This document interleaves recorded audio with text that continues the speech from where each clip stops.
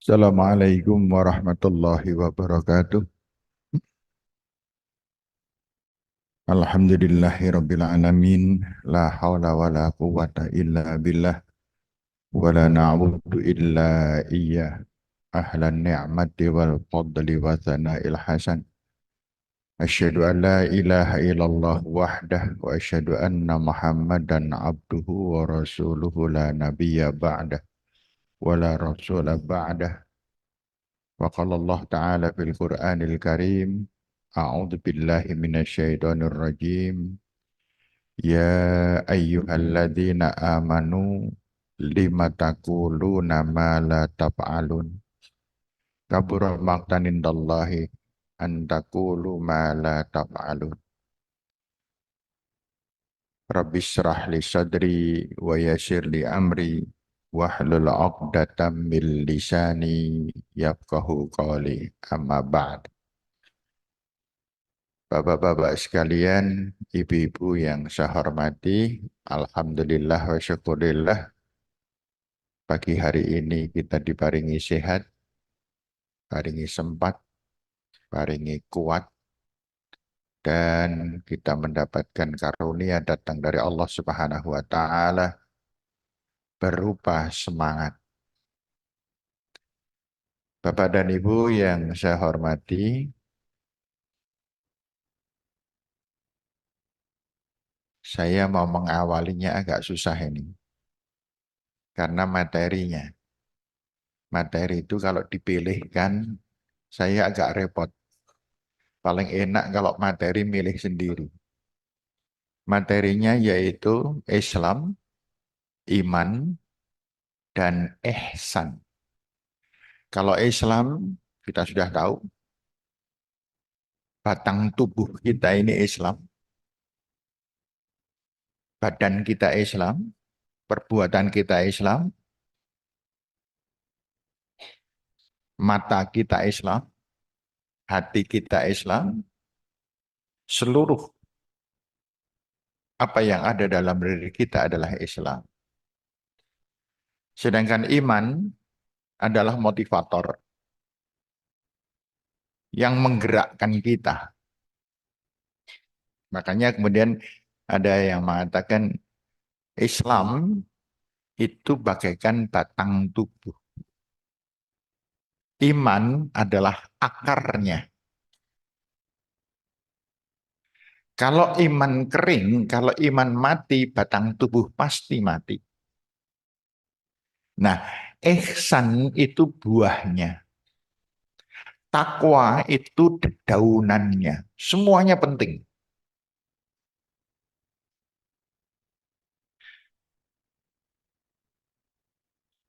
Kita menanam pohon buah, yang kita incar adalah buahnya. Namun mana mungkin berbuah kalau tidak berdaun. Dan paling konyol adalah kalau tidak berbatang. Ya, batangnya besar sekali tapi akarnya mati. Maka batang kering, daun rontok, buah mana mungkin muncul. Maka keempat-empatnya harus ada dan tidak ada yang mana yang lebih penting, mana yang tidak penting. Sehingga bapak-bapak dan ibu-ibu yang saya hormati, kalau Islam sudah sangat kita kenal, iman sudah sering kita pelajari, namun ihsan ini yang di telinga kita kadang-kadang masih agak asing. Padahal di dalam Al-Quran terdapat 70 ayat yang membahas tentang al-ihsan itu sendiri. Dan yang namanya hadis, ratusan hadis membahas atau membicarakan tentang al-ihsan. Nah, Bapak-bapak serta Ibu-ibu, kita mulai nanti. Tadi kita mulai jam 6 lebih 10. Maka kita insya Allah nanti selesai jam setengah 10. Pokoknya ada 10 gitulah. Panjenengan mau, saya yang tidak mau.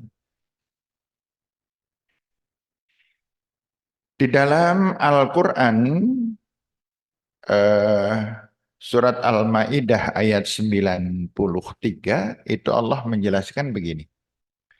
Laisa 'alal ladzina amanu wa 'amilus shalihat junahun fima ta'imu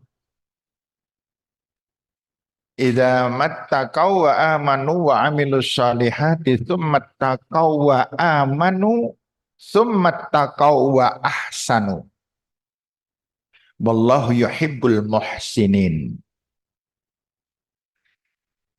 Sebelum kita masuk ke pembahasan, ini perlu kita kita sampaikan secara bahasa. Ihsan itu kata sifat. Muhsin itu fa'il.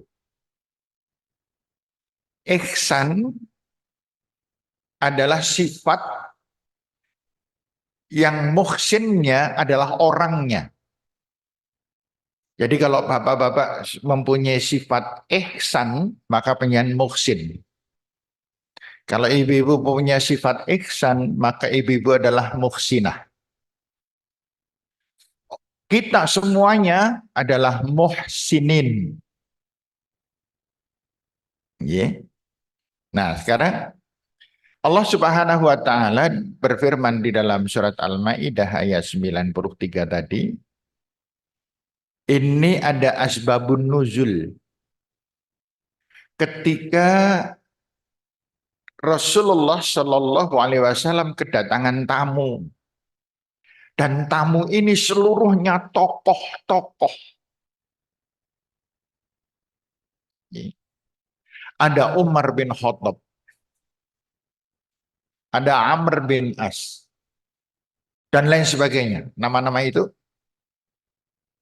mereka menanyakan, wahai Rasul, apakah ya kami ini bisa masuk surga? Sementara kami sebelum masuk Islam, itu kami makan barang yang haram, berbuat yang haram, minuman yang haram. Bagaimana ini? Kemudian turunlah ayat ini. Laisa 'alal ladzina amanu, dan tidak ada dosa bagi orang-orang yang beriman dan beramal soleh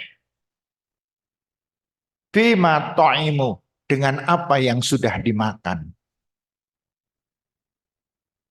Jadi ketika Rasulullah SAW bersabda, ittaqillaha haitsuma kunta wa atbi'is sayyi'atal hasanata tamhuha. Kita tidak perlu ada khawatir tentang dosa-dosa masa lalu. Siapa yang belum pernah mengalami zaman jahiliyah? Saya pernah ketemu dengan seorang bapak, tidak boleh saya sebutkan namanya. Dia pernah bertanya pada saya, Pak Aris, saya itu ibadahnya diterima enggak ya? Loh, kenapa? Saya jujur, Pak Aris.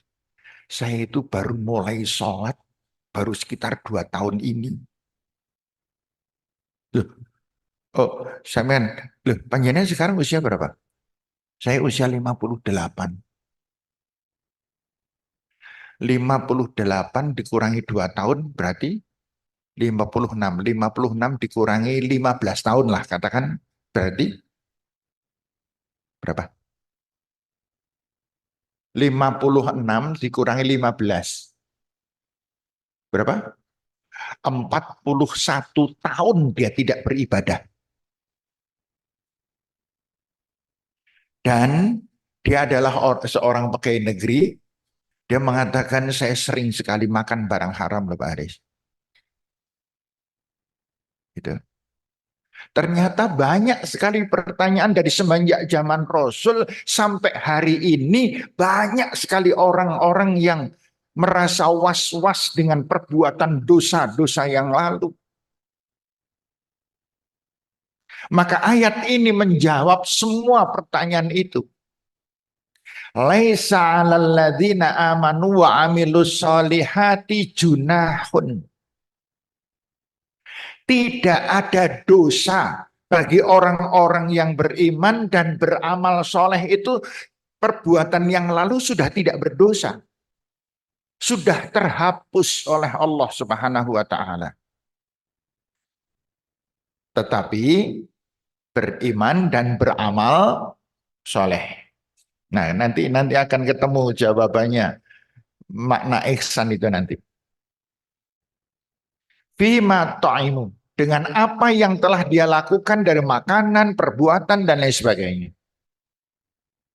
Idza mattaqaw wa amanu, selama dia bertakwa dan beriman kepada Allah, wa amilus solihat, dan terus melakukan perbuatan amal soleh, tsummat taqaw, dan terus bertakwa, wa amanu, dan beriman pada Allah, tsummat taqaw, dan terus bertakwa, wa ahsinu, dan kemudian dia menjadi orang yang muhsin. Wallahu yuhibbul muhsinin, dan Allah sangat mencintai orang-orang yang muhsin. Ya, Bapak-bapak dan Ibu-ibu, Rasulullah SAW tadi mengatakan, kenapa kok jadi dihapus? Rasul yang menjelaskan, wa'at bi'is sayyi'atal hasanata tamhuha, dan tindih terus perbuatan-perbuatan keliru kita. Panjenengan yang sholatnya sering dilambat-lambatkan. Ada. Saya menanyanya pada ibu-ibu. Yang agar Arab sholat engkau dingin lah, tanggung katanya. Goreng tempe pecah, telung gorengan, pas saat menggoreng yang pertama, adzan berkumandang. Adzan gorengan yang kedua, adzan selesai. Lah tanggung sisan gawe gitu. Nggih, baru cemplung ke komat, lebar komat, kemudian benahi barang kotor lebokke nang asahan, malah ngasai gitu. Lebar ngasai rampung, olah nyungurung nyapu, lebar nyapu njur ngepel. Lah yang kesel temen ya ngelek hereng mana itu. Ini zaman jahiliyah, panjenengan insya Allah sudah tidak. Ya, apa lebih nemen. Kemudian sholatnya duhur jam 2 gitu. Ya. Duhur jam setengah 3. Habis sholat langsung adzan asar. Maaf loh, bapak-bapak, boan-boan di antara kita ada yang masih semacam itu. Kebalikan kata cinta apa? Kebalikan kata disukai apa? Dibenci. Panjenengan padahal sudah sering di pengisi ini udah banyak sekali, sering sekali disampaikan. Ke hadis, ya Rasulullah, ayul a'mal ahabba ilallah. Ya Rasul, perbuatan yang paling dicintai oleh Allah itu apa sih Rasul? Rasulullah SAW menjawabkan, apa itu? As-salatu ala waktiha. Sholat tepat waktu. Urusan adzan itu urusan kita berangkat menuju ke sholat. Itu. Saya nggak mengatakan pada bapak-bapak, karena insya Allah bapak-bapak sholatnya di masjid. Iya kan? Iya kan? Iya kan? Di masjid kan? Jangan sampai saya bertanya, siapa yang tidak suka jamaah di masjid ana sing ngacung, naudzubillah. Iya, tapi nggak apa-apa, ding. Iya. Laki-laki boleh kok sholat di rumah. Ya, boleh. Tapi dengan syarat. Pakai rukuh. Iya. Kayak wong wedok. Kalau pihak Yandon Putri itu sholatnya di rumah enggak apa-apa. Pahalanya udah gede banget. Semua wanita itu sudah dicalonkan masuk surga. Hanya tinggal satu tok, ikhlas. Kalau laki-laki, ikhlas kaya ngopo angel mlebu swarga.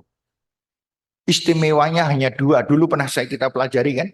Ya istilah istimewanya dua laki-laki itu, yang wanita tidak. Satu, sholat jamaah di masjid. Dua, Jumatan. Nah, kalau dua-duanya ini gagal, belum sempurna, nggak apa-apa.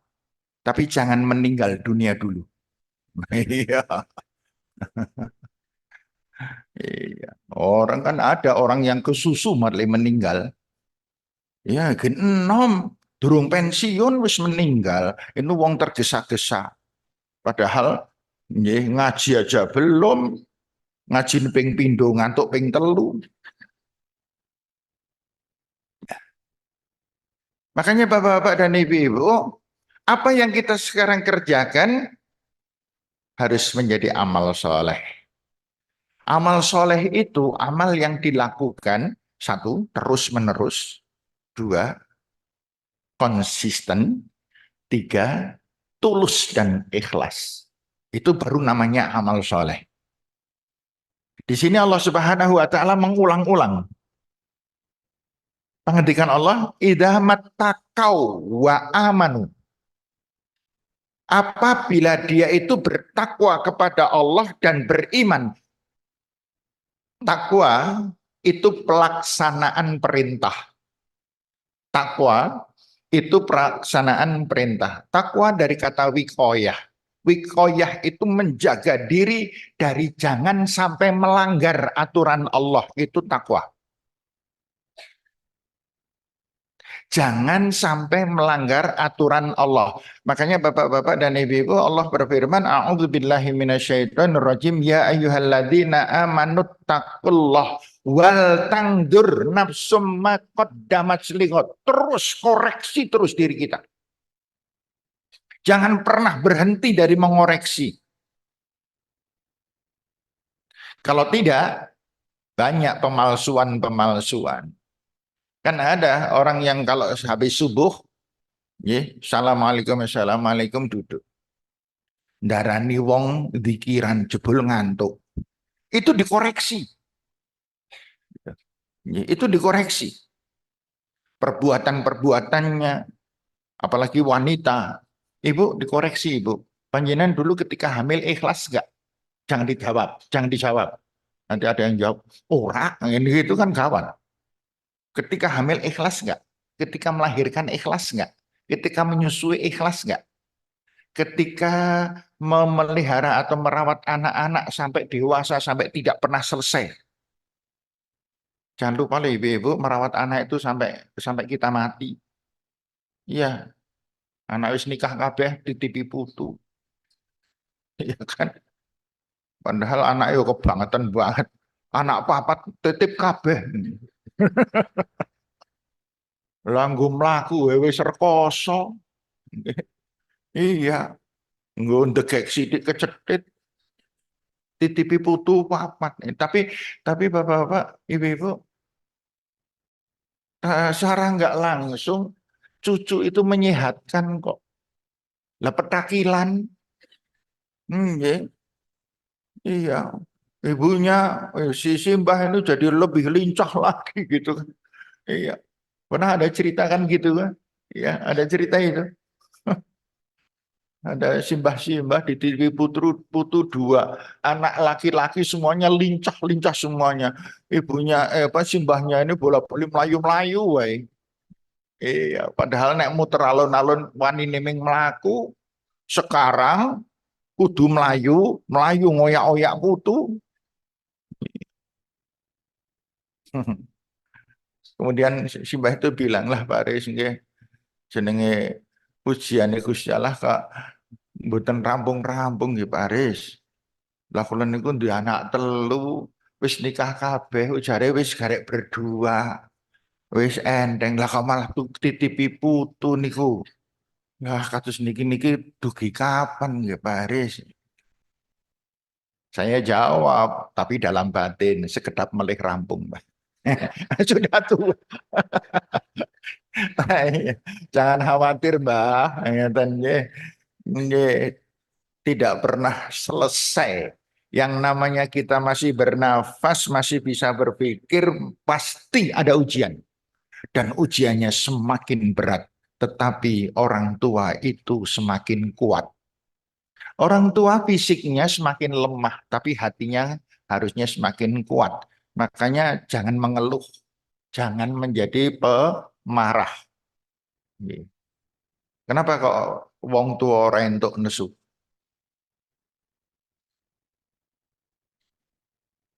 Iya. Wong senyum ya wis elek kok. Apa meneh nesu. Gitu. Maksudnya begitu.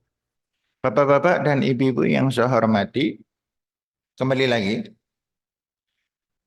setelah bertakwa, menjaga hal-hal yang diperintahkan oleh Allah secara konsisten, didasari dengan iman, akarnya iman, keyakinan kita terhadap Allah Subhanahu wa taala, keyakinan terhadap malaikat, keyakinan terhadap hari pembalasan, keyakinan terhadap kitab-kitab Allah, terhadap Rasulullah, terhadap hari akhir, dan terhadap qadar, takdir dari Allah. Yakin benar bahwa idza aradallah bi'abdihi khairan ibtalah.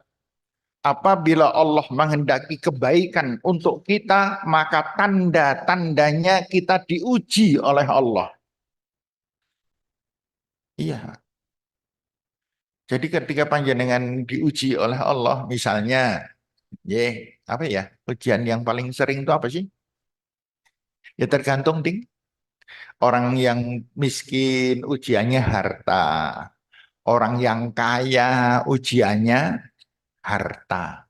Iya, jangan salah loh Bapak. Ujian yang menyenangkan itu lebih berat daripada yang menyusahkan. Ya, gitu.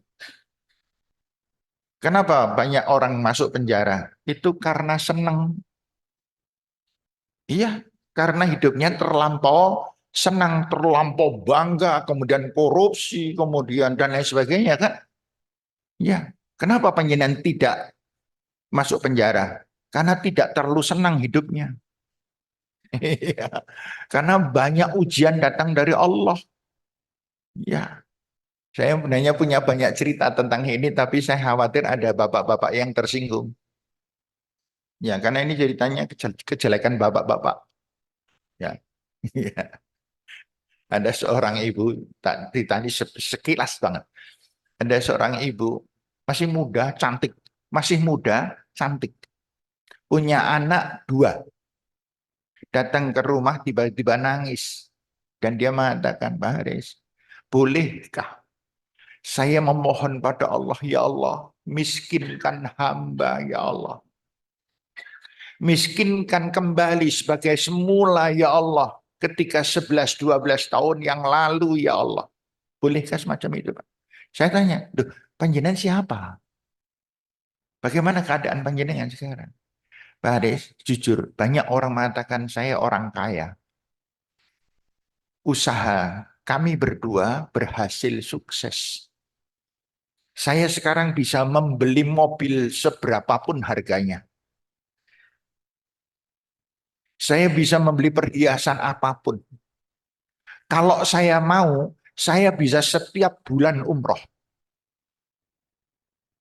Saya sudah tidak kekurangan apa-apa. Tetapi dengan kekayaan ini justru saya menderita. Loh kenapa, Bu? Ya, ketika saya miskin, Mbak Aris, suami itu sayang banget dengan saya. Cintanya luar biasa dengan saya. Kompaknya luar biasa.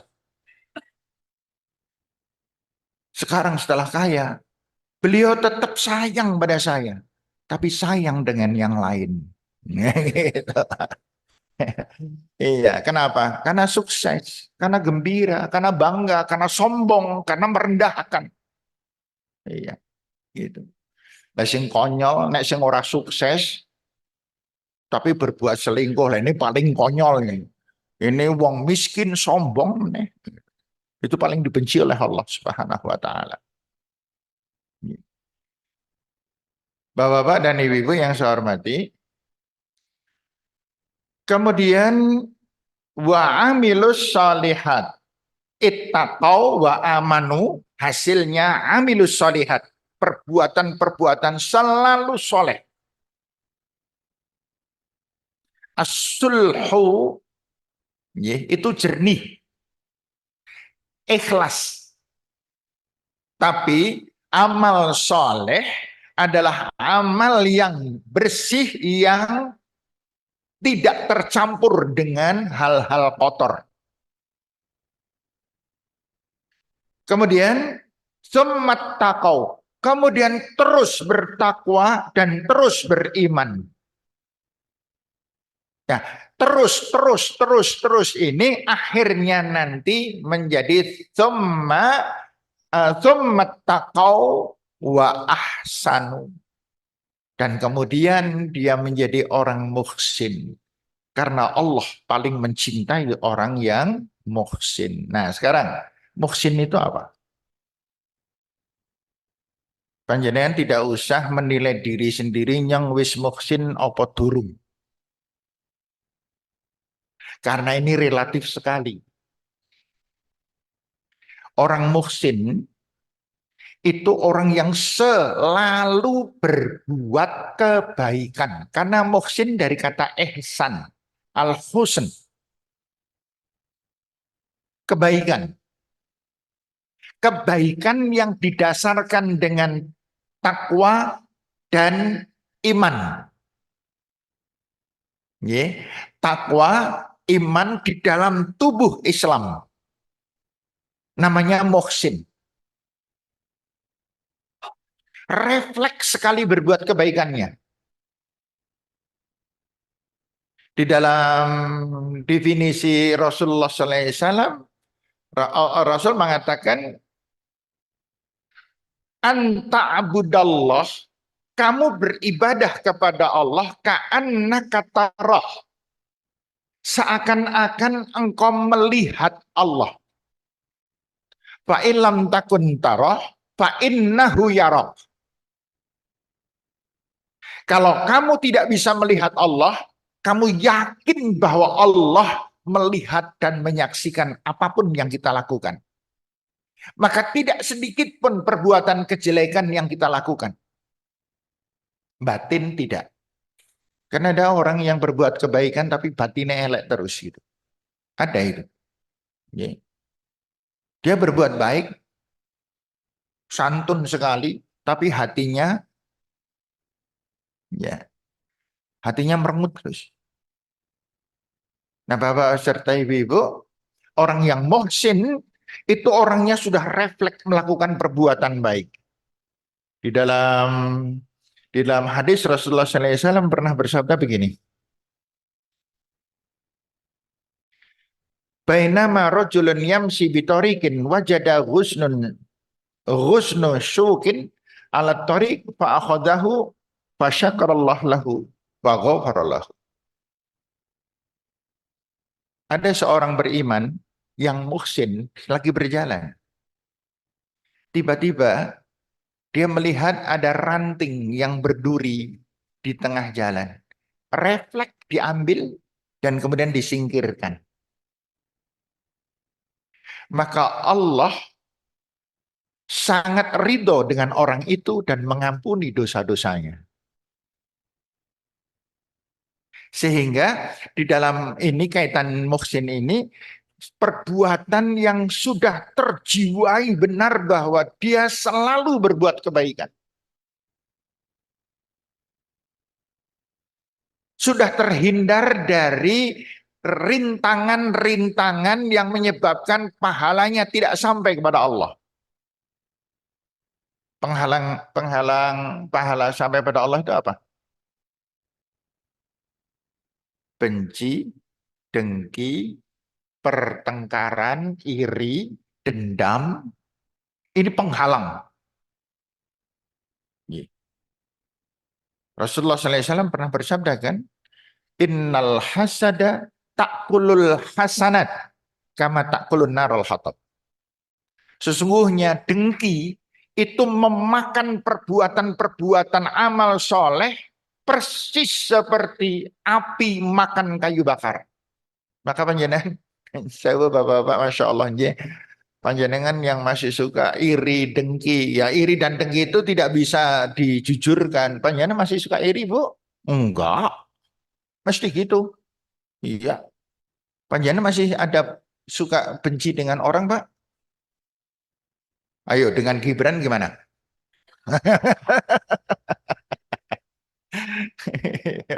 Ini hati-hati loh Bapak-bapak, Ibu-ibu. Pemilihan presiden ini jangan sampai kita berbelepotan dosa karena gelendengi terus. Iya, ya, jangan sampai lah. Ya, gitu. Terus panjang nggak usah membenci Gibran, nggak usah membenci Prabowo, mengkarek orang sah dipilih, ngono rampung kan? Iya, gitu. Nggak usah membenci Mahfud, nggak usah membenci Ganjar, wis ora usah dipilih, gitu. Wong memang begitu kok. Iya, memang begitu toh. Pemilihan umum ini praktis banget kok. Iya. Dari 3 calon sing ora kepilih mesti loro. Iya, mesti loro sing ora kepilih. Iya mesti toh. Sing kepilih mesti siji. Nah, gitu. Iya. Ada. Iya. Jadi Bapak-bapak dan Ibu-ibu yang saya hormati, Allah Subhanahu wa taala pernah berfirman begini di dalam surat Al-Ankabut ayat 69. Walladzina jahadu fina lanahdiyannahum subulana. Siapa yang mau berjihad di dalam agamaku, agama Allah, lanahdiyannahum, pasti aku beri dia petunjuk untuk melaksanakan jihad itu. Dan kemudian innallaha ma'al muhsinin. Allah selalu berserta bersama dengan orang-orang muhsin. Al-Ankabut ayat 69, Pak. Ini ada yang bisik-bisik, Al-Ankabut pirang? 69. Siapa yang mau berjuang, siapa yang mau berjihad, pasti ada jalan keluar. Dan orang yang berjihad ini tergolong orang muhsin. Jihad kita masing-masing adalah ku anfusakum. Jaga diri kita. Ini jihad. Mau sholat, jihad. Allahu Akbar. Khusyuk itu jihad. Kemudian panjenengan di pengajian ada kotak amal jihad. Kan ada yang kalah jihadnya, lebok ke 2.000. Iya, ayo, siapa yang tadi ngelebok ke nang kotak 2.000-an? Dibaleni, baleni. Ya, ya, ya paling ora 5.000 lah. Nggih wong nyicil swarga ngenggo duit 2.000-an. Atau mungkin ada yang belum memasukkan.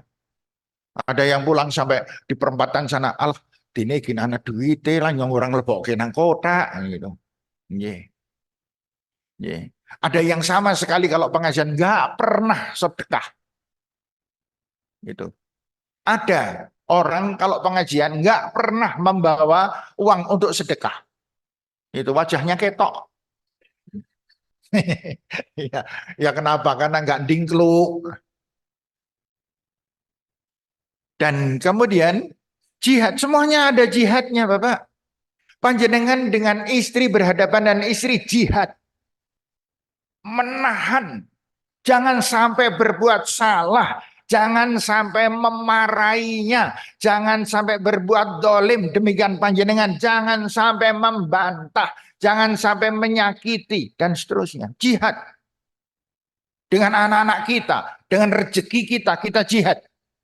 Jangan sampai masuk dalam rumahku serupiah pun yang haram. Masih ingat ceritanya Sabit bin Ibrahim?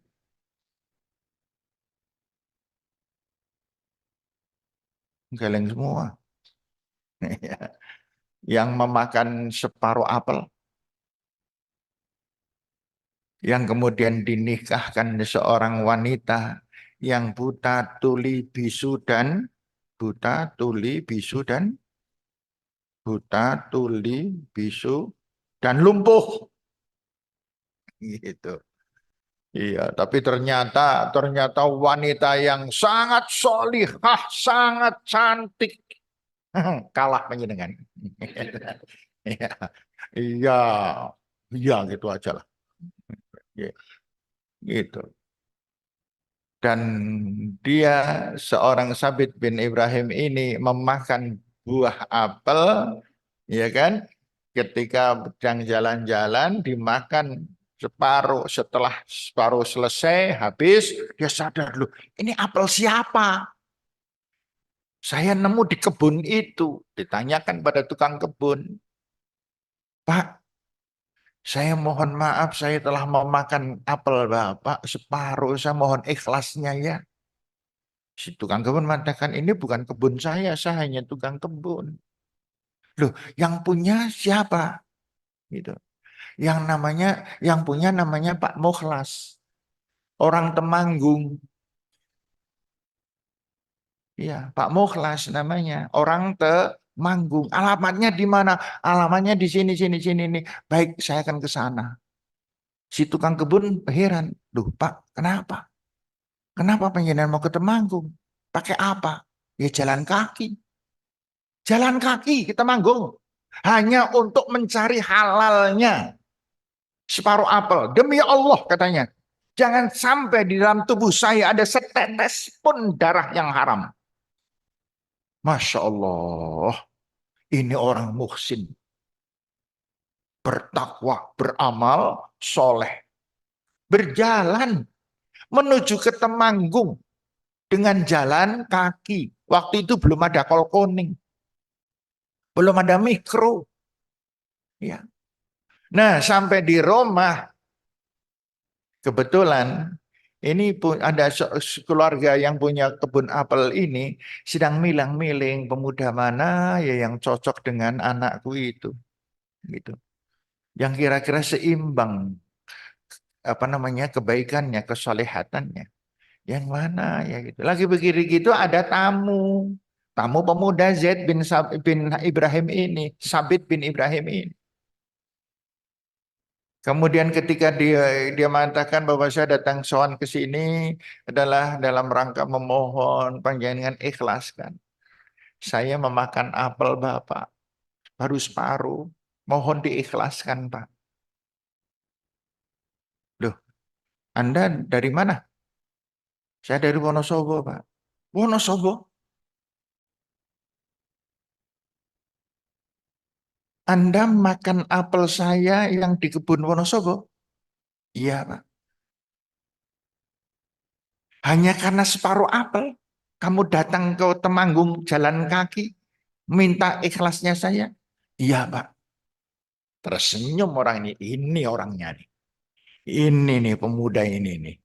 Yang pantas menjadi istri anakku. Suami anakku. Kemudian itu kan, panjenengan udah hafal lah. Ya nggak usah terus ke lah. Ya, udah hafal kan? Belum. Ya. Kemudian dia mengatakan, baik, saya mengikhlaskan tapi dengan syarat. Pak, saya karenanya makan separuh apel masuk untuk mengikhlaskan aja pakai syarat. Lah ya terserah saya. Kalau mau Pak memenuhi syarat saya ya silahkan. Kalau tidak ya sana pergi kamu. Karena Bapak ini tahu ini orang ikhlas banget, kuat banget memegang prinsip halal. Ya baiklah Pak. Syaratnya apa? Syaratnya kamu harus menikah dengan anak saya. Hah? Menikah? Pak, hanya separuh apel. Mempunyai syarat harus menikah dengan putri Bapak. Nah, kalau tidak mau, ya pergi sana. Kalau mau, ayo kita bicarakan. Milang-miling, waduh gimana? Baiklah Pak, saya mau. Kemudian Bapak tadi mengatakan, tapi ada tapinya. Ah, apa Pak tapinya? Tapi anak saya buta. Seorang gadis, tapi buta. Dan dia tuli. Dan dia bisu. Dan dia lumpuh. Gimana? Aduh Pak, masa saya hanya makan separuh apel lah Pak. Masa harus syaratnya seberat itu? Nak, kamu mau atau tidak yang tegas? Kalau tidak, sekarang pergi. Aku banyak urusan. Malah meleng, aduh ya Allah. Tetapi kalau saya tidak mau ada dalam tubuh saya barang haram, saya tidak mau terjilat api neraka, ya Allah. Kemudian setelah dipikir-pikir, baiklah Pak, saya mau. Meskipun buta, iya Pak. Meskipun bisu, iya Pak. Meskipun lumpuh, iya Pak. Baik, maka besok kamu nikah dengan anakku. Besok Pak. Loh, orang tua saya gimana? Tidak perlu pakai orang tua kamu. Yang penting kamu dan walinya. Aku sudah menyetujui, selesai. Dan kamu setuju. Akhirnya kemudian nikah. Besok paginya, ya dasar orang kaya. Orang kaya kalau mempersiapkan pernikahan itu lebih cepat daripada orang yang tanggung. Loh, ya ibu-ibu menikahkan putra dari persiapan 6 bulan. Ini cukup sehari. Pesen restoran sana, restoran sana, restoran sana, kumpulkan, diundang orang-orang, kumpul. Itu Pak, makanya jadi orang kaya. Nah, setelah itu dinikahkan. Ketika mau nikah, si bapak tanya, kamu maharnya apa? Zaid bin Ibrahim bingung. Saya nggak punya apa-apa, Pak. Oh, di depan tadi kamu pakai sandal kan? Iya, Pak. Iya, pakai sandal itu aja, maharnya. Tapi itu sandal sudah rusak, Pak, karena sudah saya bawa jalan untuk Wonosobo Temanggung. Enggak apa-apa, bungkus. Dibungkus untuk mahar. Iya. Yang kemudian setelah akad nikah, ini bertahun-tahun untuk ibu-ibu. Ketika akad nikah, wanita mempelai wanita tidak boleh keluar. Iya, tidak boleh menjajarkan pada suami, belum belum halal.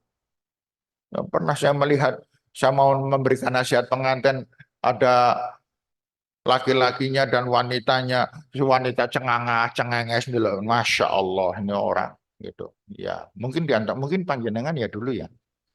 Ya, gitu. Wanitanya masih di kamar, ini diangkat nikahkan. Setelah akad nikah selesai, silahkan kamu menemui istrimu di kamar itu. Ketika dia sampai di kamar, dia melihat ada seorang wanita pakai pakaian indah sekali tapi menghadap ngungkur ke. Kemudian dia mengucapkan Assalamualaikum. Ya, meskipun tahu dia tuli, tetapi kan tetap mengucap salam, Assalamualaikum. Tiba-tiba terdengar Waalaikumsalam warahmatullahi wabarakatuh. Loh, kok bisa jawab? Katanya bisu, katanya tuli. Kemudian wanita itu berdiri dan kemudian menghadap kepada sang suami berjalan, tapi masih pakai cadar itu. Pakai apa namanya? Burdah. Burdah. Di dalam adat istiadat yang boleh membuka hanya suami. Keras banget itu. Kemudian setelah itu di apa namanya mereka itu berpegangan tangan, kemudian burdahnya dibuka. Hampir semaput Zaid bin Sabit. Cantiknya Pak. Itu dalam kisahnya begitu soalnya. Cantiknya luar biasa, matanya belas, nggak ngantuk seperti panjenengan nggak tahu. Meripatnya belalak gitu. Nah, kemudian akhirnya kemudian Ternyata yang dimaksudkan bapak kamu suka bohong ya katanya. Kata Zaid bin Sabit, bohong? Bapak selama ini nggak pernah bohong. Kamu mantan bohong kenapa? Kata bapak kamu tuli, bisu, buta, dan lumpuh. Apa jawabnya? Tidak, bapak saya nggak bohong. Saya memang tuli untuk mendengarkan kata-kata yang jelek dan jorok. Saya memang buta untuk melihat hal-hal yang tidak diridhai oleh Allah. Saya memang lumpuh, kaki ini tidak bisa berjalan kalau disuruh melakukan perbuatan-perbuatan yang maksiat. Bapak saya benar. Nah, kemudian mereka berumah tangga. Maka lahirlah wanita yang solihah dengan laki-laki yang sangat soleh. Lahirlah seorang anak yang sangat soleh dan menjadi ulama terbesar di dunia. Yaitu Imam Hambali. Bapak sekalian. Dari pernikahan dua orang ini lahirlah seorang imam bernama Imam Hambali. Nggih, gitulah ceritanya nggih. Panjenengan sudah 6 kali kan mendengarkan ini kan. Iya, udah hafal pol nanti ada yang liar-liar. Iya. Iya. Jadi kembali lagi ke kita. Sekarang kesimpulan. Bapak-bapak dan ibu-ibu yang saya hormati, kita ini orang Islam. Nggih. Orang Islam. Secara teori kita tahu bahwa yang namanya sholat itu wajib. Bahwa yang namanya sholat itu sempurnanya kalau diiringi dengan sunnah. Ada sholat qobliyah ba'diyah, ada sholat tahajud, ada sholat duha. Ini yang sempurna. Yang namanya zakat itu sempurnanya apabila ada sedekah-sedekah amal jariah dan lain sebagainya. Yang namanya siam bukan hanya Ramadan, tetapi yang namanya siam ada siam sunnahnya. Zakat dan haji tidak dibahas. Kenapa? Karena tidak semua orang melaksanakan. Tidak semua orang melaksanakan zakat. Saya sungguh orang paling jarang mengeluarkan zakat. Kenapa? Lah orang tahun duit semono kok. Lah harus punya duit sebanyak 96 gram emas.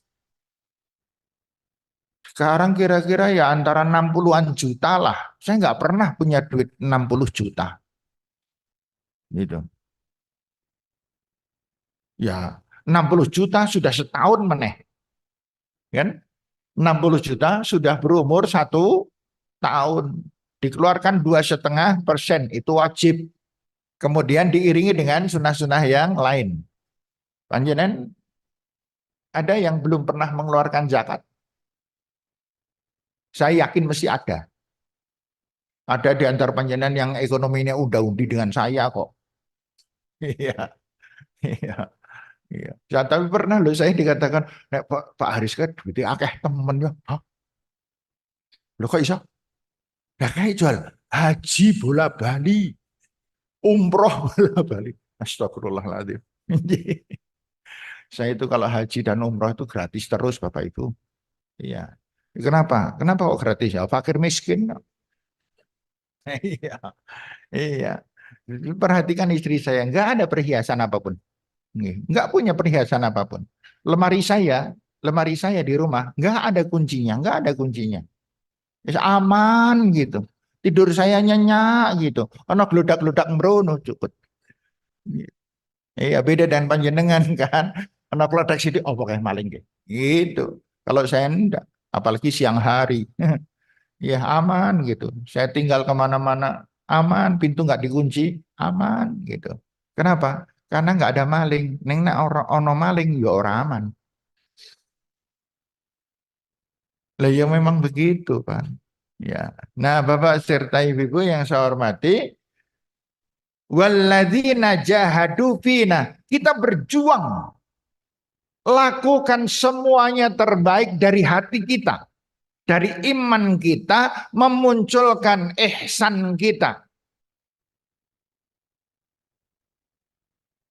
Jadilah orang yang muhsin. Mari kita bersama-sama jadi orang muhsin. Saya belum, saya merasakan saya belum muhsin. Jangan ada campuran apapun. Ada pepatah mengatakan air susu sebelanga. Gimana Pak, Bu? Rusak karena nila setitik. Gitu. Iya. Saya dulu di SD ranking 26. Iya, makanya sampai sekarang saya kalau teringat saya di SD yang biar tidak ngasih bodoh temen gitu. Kemudian mondok di pondok Pak, saya jujur aja nih, kalau saya jujur, saya di pondok itu 8 tahun Pak, harusnya 6 tahun. Kenapa 8 tahun? Karena saya nunggak 2 kali Pak, bodoh tenan saya itu. Iya, makanya ya Allah gitu. Iya, tapi enggak apa-apa lah, tetap hidup. Gitu. Iya. Sampai pepatah itu tuh saya nggak hafal. Sampai sekarang saya nggak hafal. Saya Pancasila aja nggak hafal kok. Ya benar, saya Pancasila aja nggak hafal. Ya, tapi ngelotok. Bapak sekalian yang saya hormati, ada pepatah tadi mengatakan air susu, gimana? Rusak susu sebelanga karena nila setitik.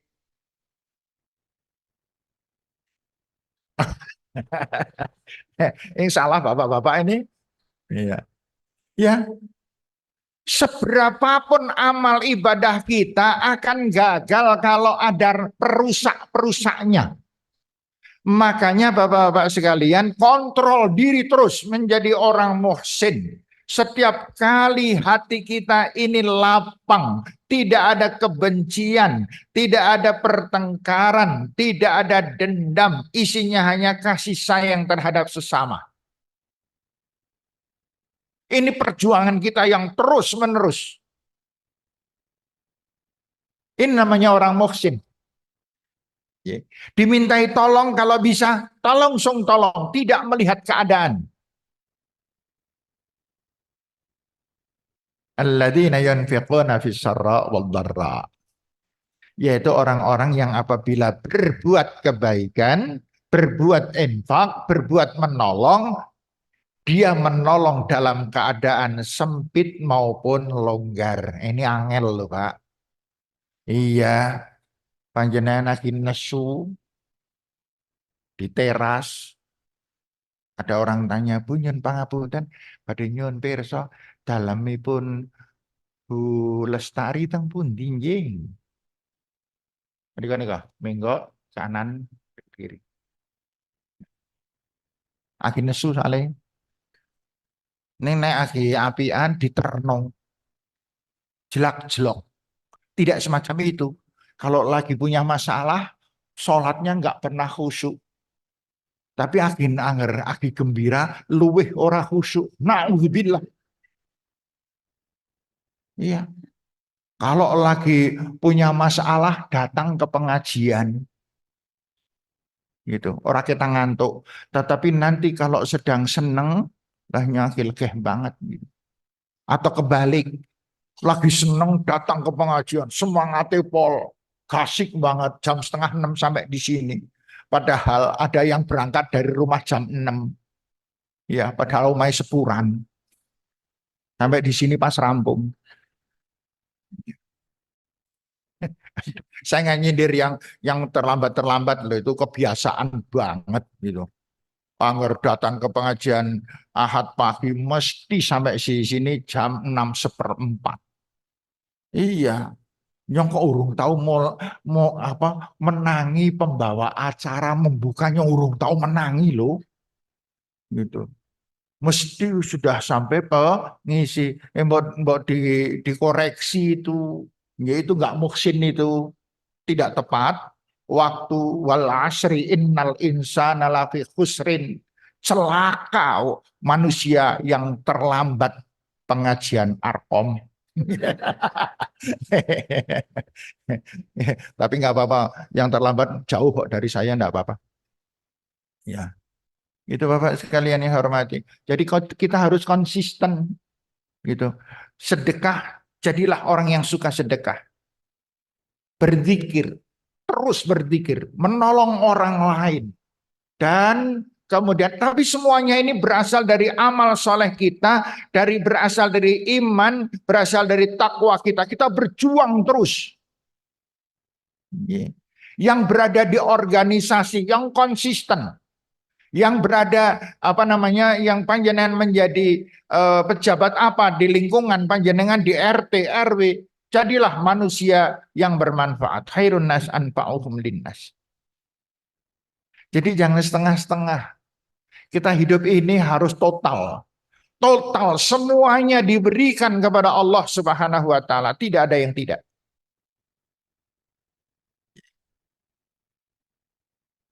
Panjenengan masih ingat Ali Imran ayat 133? Nggih. Apa itu bunyinya? A'udzu billahi minasyaitonir rajim. Wasari'u. Enggal cepat. Jangan ditunda-tunda. Kapan? Sekarang. Ila magfiratim mir rabbikum, melakukan perbuatan-perbuatan yang menyebabkan Allah memberikan ampunan kepadamu. Wa jannatin, dan surga. Arduhas samawati wal ard, yang luasnya sama dengan bumi dan langit.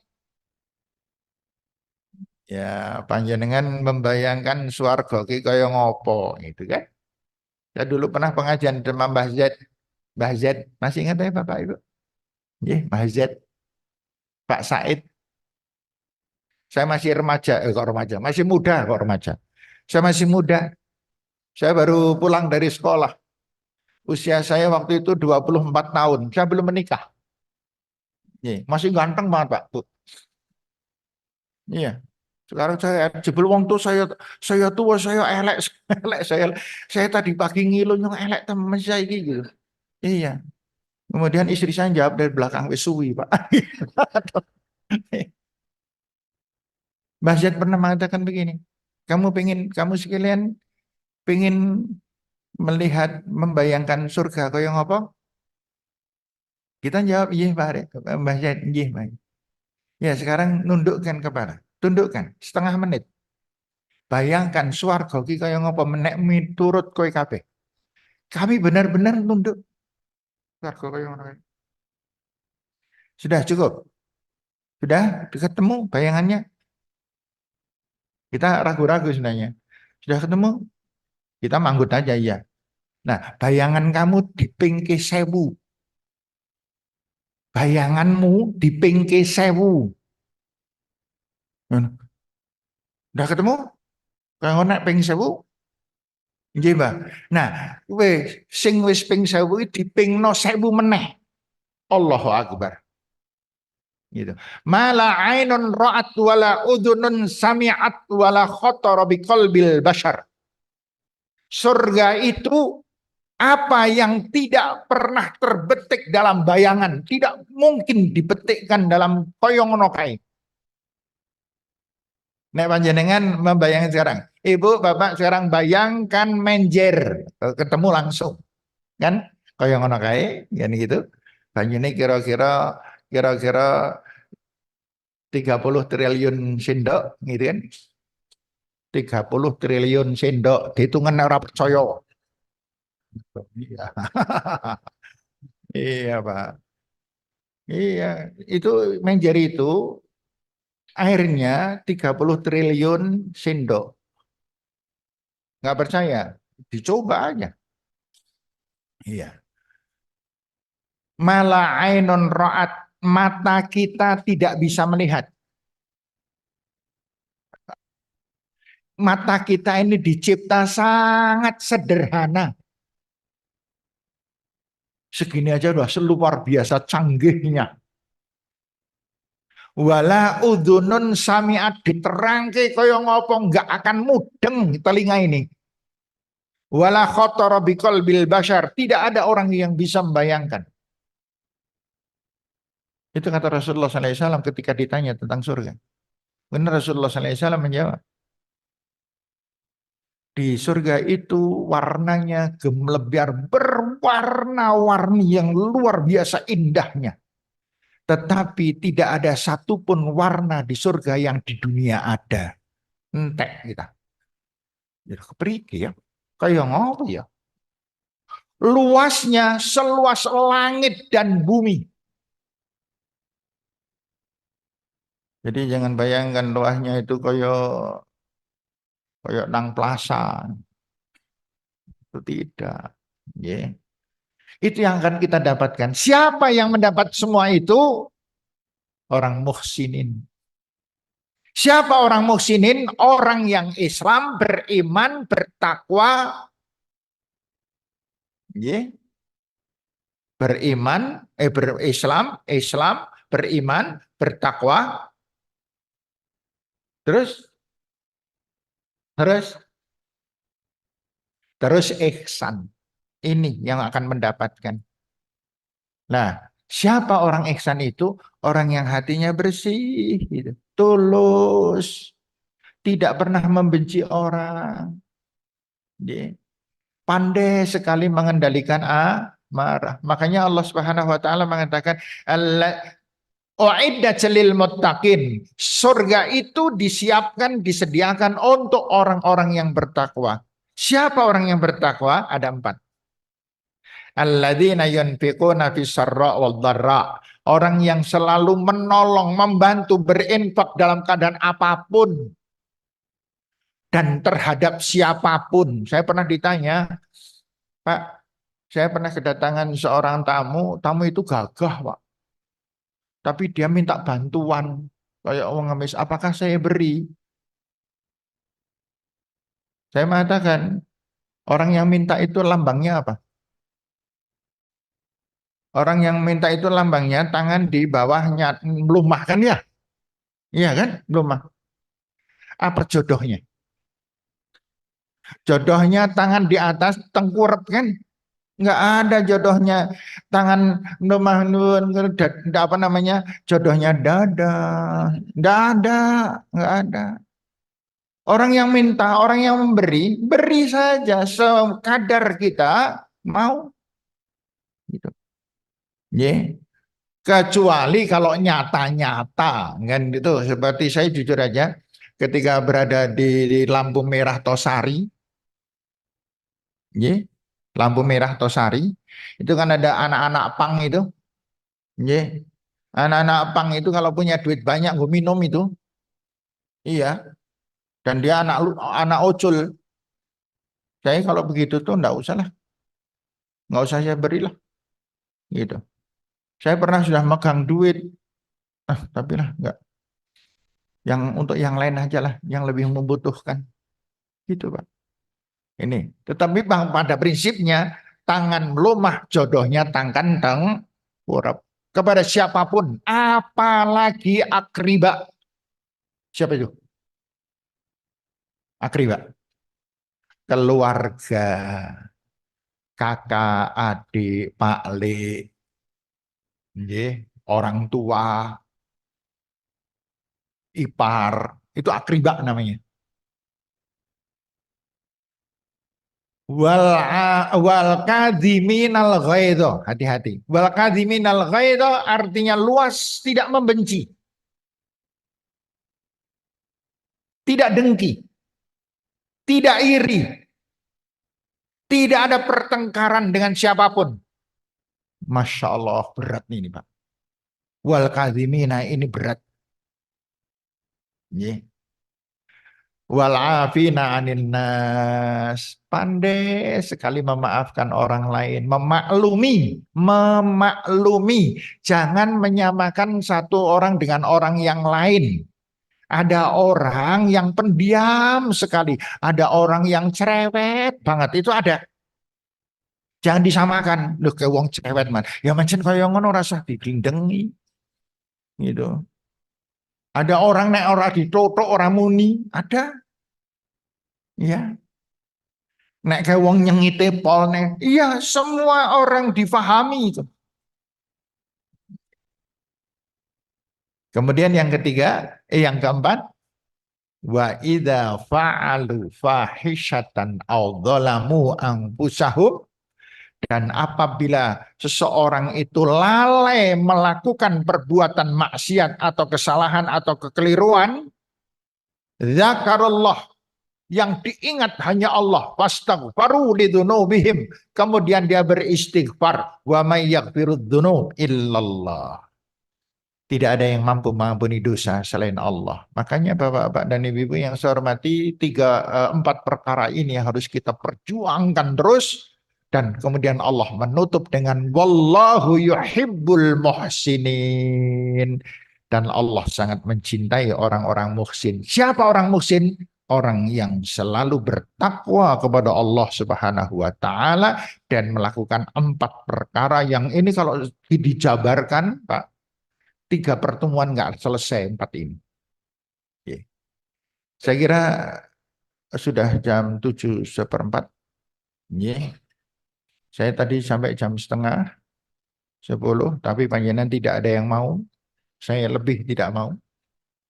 Saya cukupkan sampai di sini Bapak sekalian. Saya mohon maaf yang sebesar-besarnya apabila dalam penyampaian ini ada hal-hal yang kurang. Saya mensederhanakan sekali bahasanya karena kalau dibahasakan yang rumit-rumit, yang sulit-sulit, saya yang nggak mudeng. Iya, apalagi panjenengan. Ya.